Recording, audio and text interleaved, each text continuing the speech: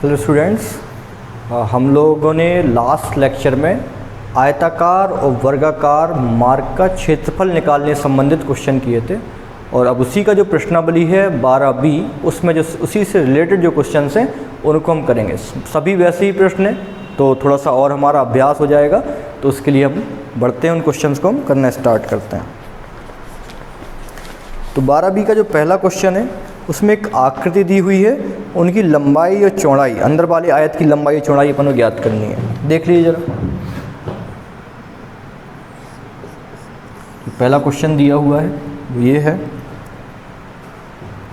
कि अपने पास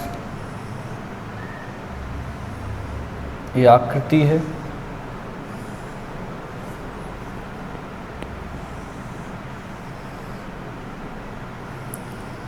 और इस आकृति के का इसमें दिया ये 30 मीटर ये चौड़ाई और 20 मीटर लंबाई दी है, और जो पार्क दिया है वो इस तरीके से दिया है, ये 2 मीटर इसका ये वाला पार्ट और 2 मीटर ये वाला पार्ट। तो ये अंदर वाला जो आयत बना उसकी अपन को लंबाई चौड़ाई ज्ञात करना है। ठीक है, तो हो जाएगा, बड़ा आसान सा क्वेश्चन है। तो यहाँ हो जाएगा अंदर वाले आयत की लंबाई, लंबाई क्या हो जाएगी, ये 30 है, सॉरी 20 है लंबाई। तो ये जो लंबाई होगी कितनी होगी, ये लंबाई यानी कितनी होगी, टोटल देख रहे हैं हम 20 है, अब 20 में से 2 ये कम हो गई और 2 ये वाली है, ये कम हो जाएगी। तो 20 में से कम हो जाएगी कितनी, 2 + 2 कम हो जाएगी, तो 20 में से 4 कम हो गया, कितना आई 16 मीटर इसकी लंबाई होगी। ठीक है, सेम चौड़ाई क्या होगी, तो वही करना अपन को। अब चौड़ाई इसकी कितनी है, 30 है। अब ये पूरी 30 थी, इसकी अपन को ज्ञात करना है, तो अपन को पता है 2 है और 2 ये है, तो 2 2 कम हो जाएगी, 30 - 4 बराबर 26 मीटर इसकी चौड़ाई हो जाएगी। ठीक है, इस तरीके से। अब क्वेश्चन नंबर दूसरा देखिए, तो दूसरे में भी इसी आकृति तो वही लगभग रहेगी, ये आकृति दी हुई है, इसमें बाहर वाले आयत की अपन को लंबाई चौड़ाई ज्ञात करनी है। तो अंदर वाला आयत की लंबाई कितनी दी है, ये चौड़ाई दी इसकी 25 मीटर, इसकी लंबाई दी है 15 मीटर।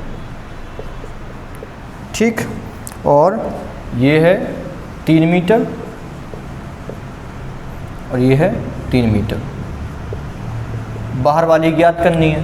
तो इसमें भी वैसे ही कर देंगे, लिख देंगे बाहर वाले आयत की लंबाई कितनी हो जाएगी। अब देखिए अपन को इतना पता है, ये कितनी है, ये 15 है, 15 मीटर है। अब ये कितनी है, ये इतना वाला पार्ट कितना है, 3 मीटर, और ये भी कितनी है, 3 मीटर। तो 15 में ऐड हो जाएगा, जुड़ जाएगा, 3 + 3 यानी कि 15 + 6 21 मीटर इसकी लंबाई हो गई। क्लियर। अब इसके बाद चौड़ाई ज्ञात करनी है, चौड़ाई उसी तरीके से। अब ये चौड़ाई अपन को पता है, ये 25 मीटर है, ये कितनी, ये 3 और ये 3, तो 25 में 3 और 3 जुड़ जाएगा, तो कितना हो गया, 25 + 6 31 मीटर इसकी चौड़ाई हो गई। तो क्वेश्चन नंबर दूसरा ही हो गया इस तरीके से। ठीक है, अब अभी बेटा क्वेश्चन नंबर 3 देखिए आप लोग। क्वेश्चन नंबर तीसरे में ये आकृति है, ये 10 मीटर दिया है और ये 20 मीटर दिया है, इसकी लंबाई 10 और चौड़ाई 20। अब बोला है कि इसमें छायांकित रास्ते की चौड़ाई 3 मीटर है। ठीक है, और बड़े आयत से घिरे क्षेत्र, छोटे आयत से घिरे क्षेत्र, रास्ते का क्षेत्रफल ज्ञात करके रिक्त स्थानों की पूर्ति करनी है। तो इनकी रास्ते की चौड़ाई कितनी है? 3 मीटर, यानी कि ये 3 मीटर, ये सब 3 मीटर है। आसान है, वैसे ही क्वेश्चन है। तो सबसे पहले बोला गया कि बड़े वाले आयत का क्षेत्रफल ज्ञात करना, तो बड़ा वाला तो अपन को पता है इसकी, तो अब सबसे पहले तो अपन यही काम करते हैं, लिख देते हैं कि बड़े वाले आयत का क्षेत्रफल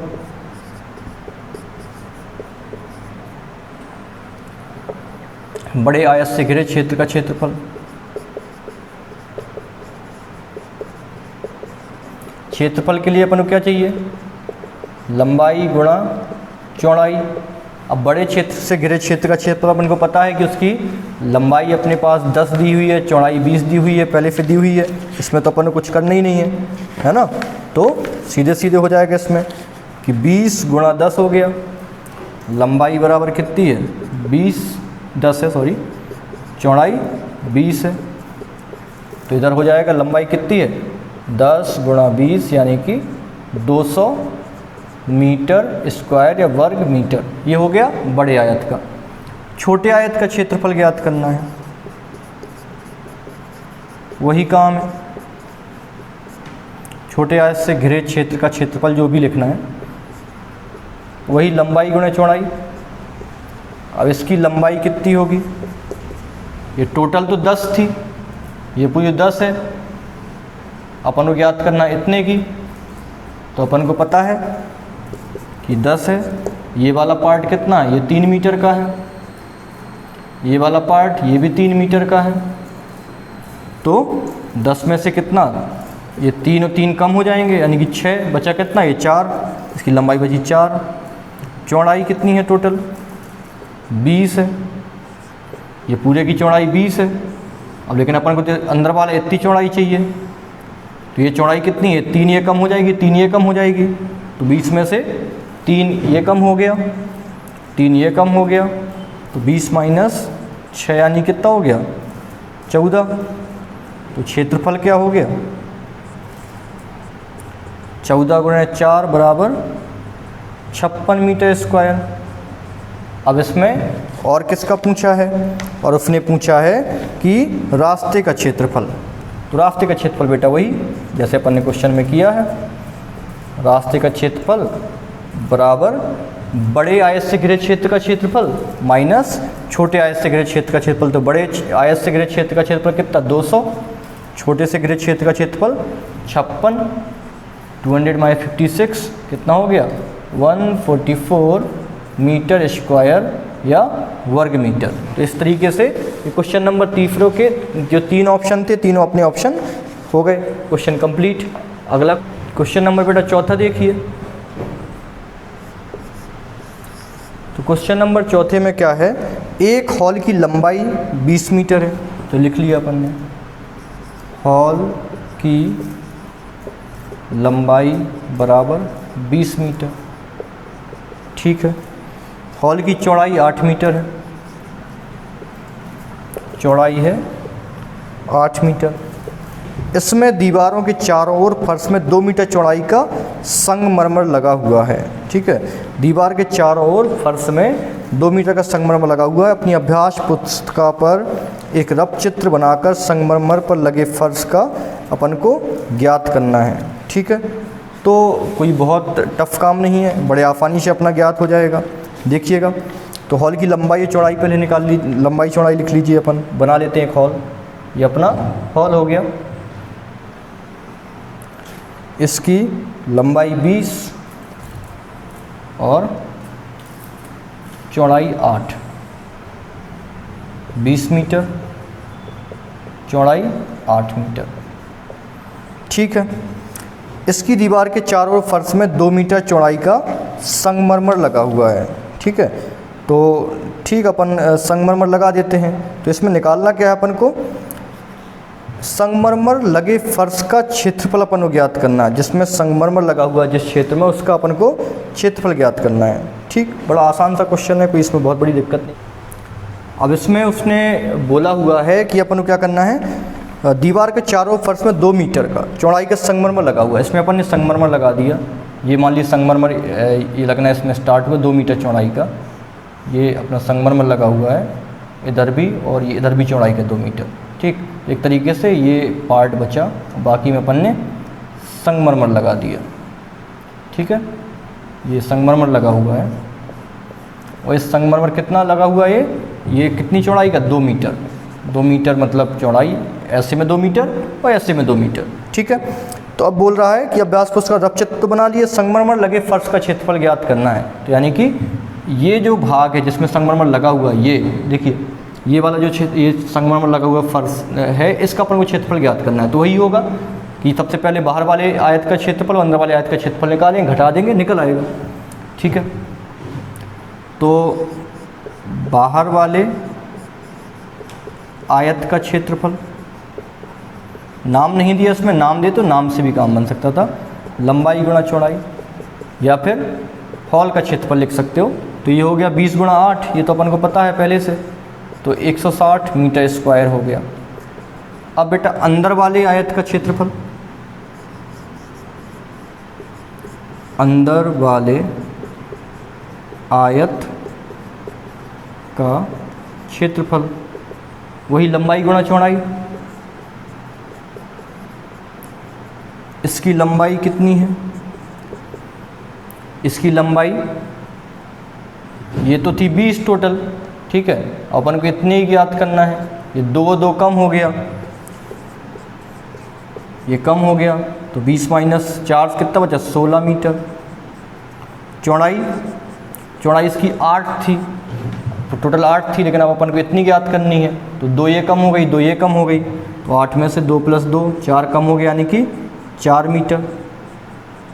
सूत्र लगा दिया अपन ने, 16 गुणे 4, ये हो गया 64 वर्ग मीटर, 64 मीटर स्क्वायर। ये अंदर वाले क्षेत्र का क्षेत्रफल आ गया। ठीक है, अब अपन को ये जहाँ संगमरमर लगा हुआ है उस क्षेत्र का क्षेत्रफल निकालना है। ठीक है, तो संगमरमर लगे फर्श का क्षेत्रफल,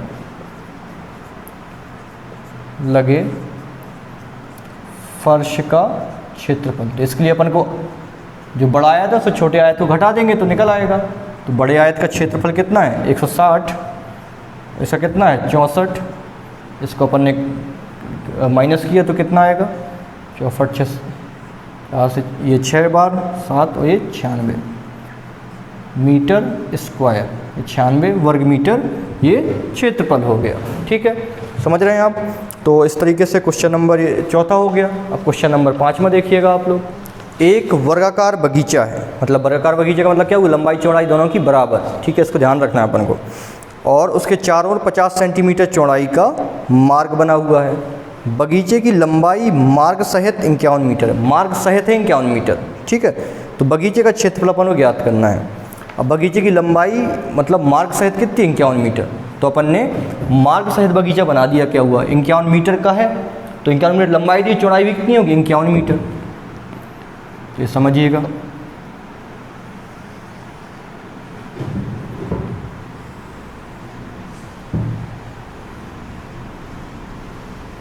ये अपना बगीचा है, वो भी मार्ग सहित 51 मीटर, ये 51 मीटर, ये क्योंकि वर्गाकार है, लंबाई चौड़ाई बराबर होगी। ठीक, क्वेश्चन नंबर ये 5 में है, तो लिख देते हैं मार्ग सहित बगीचे की लंबाई एवं चौड़ाई कितनी है, 51 मीटर है। ठीक है, अब इसके बाद उसने बोला है कि बगीचे की लंबाई, और इसमें बगीचे के चारों क्या 50 सेंटीमीटर चौड़ाई का मार्ग बनाया, मार्ग बना है 50 सेंटीमीटर चौड़ाई का।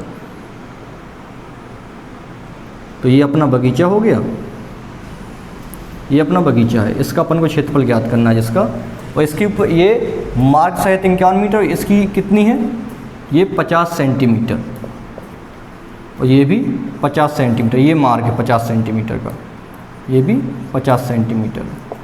समझ गए। अब समझिए क्वेश्चन, इसको समझिए तो बड़ा कोई दिक्कत नहीं है। अब अपन को इसका क्षेत्रफल ज्ञात करना है अंदर वाले का, क्योंकि ये अपना बगीचा है, ये वाला पार्ट अपना बगीचा है, इसका अपन को ज्ञात करना है। तो इसके लिए अपन को क्या करना पड़ेगा, बगीचे का क्षेत्रफल बराबर लंबाई गुणा चौड़ाई। ये होगा क्या?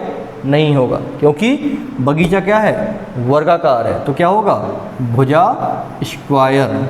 ठीक है, भुजा स्क्वायर। भाई इसकी भुजा तो पता चल जाए, तो भुजा कितनी हो जाएगी? अब टोटल दी है 51, अपन को ये चाहिए, तो बेटा ये कितनी, ये घट जाएगी 50 सेंटीमीटर। इससे कितना घट जाएगा?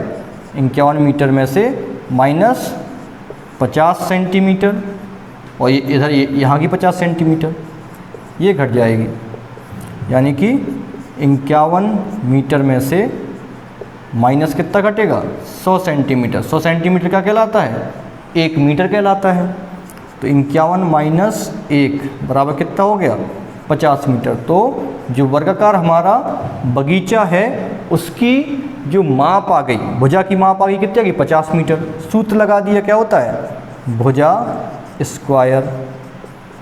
तो 50 का स्क्वायर यानी कि 2500 मीटर स्क्वायर, ये अपना बगीचे का क्षेत्रफल हो गया।